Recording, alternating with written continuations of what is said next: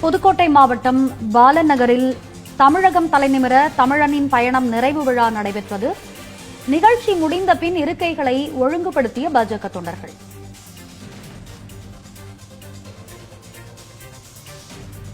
புதுக்கோட்டையில் தமிழகம் தலைநிமிர தமிழனின் நடைபயண நிறைவு விழா நடந்தது.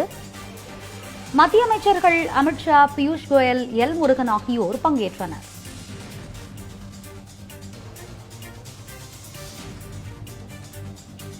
கூட்டம் நிறைவுக்கு பின் தங்களது இருக்கைகளை பாஜக தொண்டர்களே அடுக்கினர்.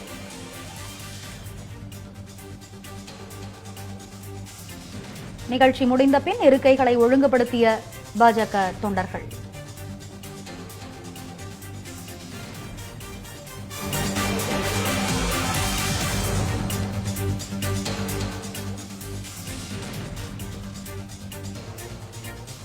விவரங்களை வழங்குவதற்காக இணைகிறார் செய்தியாளர் செந்தில்குமார். செந்தில்குமார், சொல்லுங்க, புதுக்கோட்டை மாவட்டம் பள்ளத்தி வயல்ல சற்று முன் தமிழகம் தலைநிமிர தமிழனின் பயணம் நிறைவு விழா நிகழ்ச்சி பிரம்மாண்டமாக நடைபெற்றது. விவரங்கள் என்ன, விரிவா வழங்குங்க.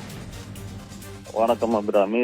தமிழகம் தலைநிமிர தமிழனின் எழுச்சி பயணம் என்று பாஜக மாநில தலைவர் நயனா நாகேந்திரன் கடந்த ஒரு மாத காலமாக தமிழகத்தில் பல்வேறு பகுதிகளில் பல்வேறு மாவட்டங்களில் சுற்றுப்பயணம் மேற்கொண்டு வருகிறார்.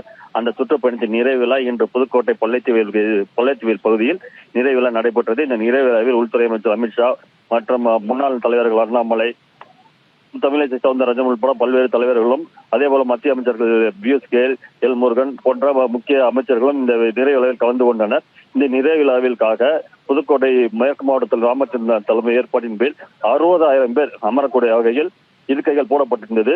பிரம்மாண்டமாக மேடை அமைக்கப்பட்டிருந்தது.